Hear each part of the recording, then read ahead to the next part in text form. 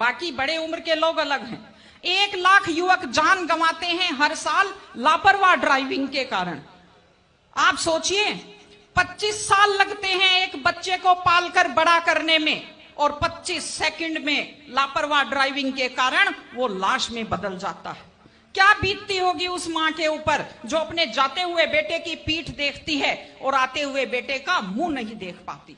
आप लोग क्या सोचते हैं, अगर आप अपनी पावर दिखाना चाहते हैं तो मिल्खा सिंह की तरह तेज दौड़िए, या कि आप नीरज चोपड़ा की तरह, देवेंद्र झाझड़िया की तरह आप तेज भाला फेंकिए मोटरसाइकिल का कान मरोड़ने में, या तेज गति से कार भगाने में कोई बहादुरी नहीं होती। अगर आप सोचते हैं कि आप बड़े हैंडसम और डैशिंग दिखते हैं तेज गाड़ी भगाते हुए, आप डैशिंग हैंडसम नहीं दिखते, आप लापरवाह दिखते हैं, आप बेपरवाह दिखते हैं, आप बेवकूफ दिखते हैं। इसलिए कम से कम सड़क पर जब भी गाड़ी चलाएं, आप ध्यान से गाड़ी चलाइए। आपकी जिंदगी आपके माता पिता की भी है।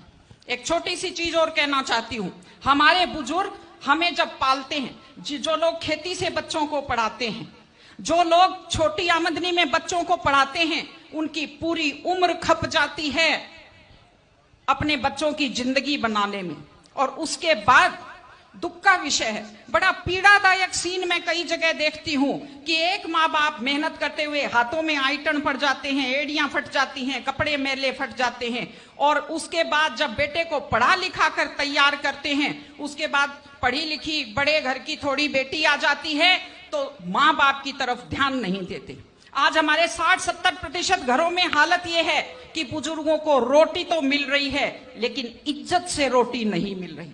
इस चीज को बदलने की जरूरत है। माँ बाप, मैं आपसे कहती हूं, जैसी भी परिस्थिति होती है, माता पिता आपको राजकुमार की तरह पालते हैं। आपकी भी ड्यूटी है, जैसी आपकी हैसियत है, बुढ़ापे में उनको बादशाहों की तरह से रखिए, उनकी सेवा कीजिए, उनका सम्मान कीजिए। इस तरह से माता पिता की सेवा कीजिए, वो अपनी जिंदगी आपके लिए कुर्बान कर देते हैं। और माताएं बहनें बैठी हैं, एक छोटी सी लास्ट बात जो मैं कह रही हूं, बेटियों को समझदार बनाइए, बेटियों को बेटा मत बनाइए, क्योंकि बेटे तो लापरवाह होते हैं। बेटियों को समझदार बेटी बनाइए।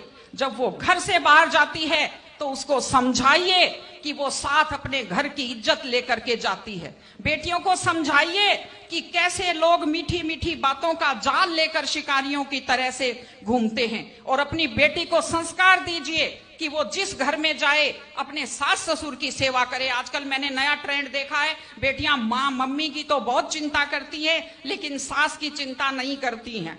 ये गलत चीज है। औरत घर की धुरी होती है। अगर वृद्ध लोगों की चिंता नहीं करेंगे तो हमारे वृद्ध लोगों को सुरक्षा कैसे मिलेगी, उन्हें सम्मान कैसे मिलेगा, इनकी जिंदगी खुश कैसे होगी।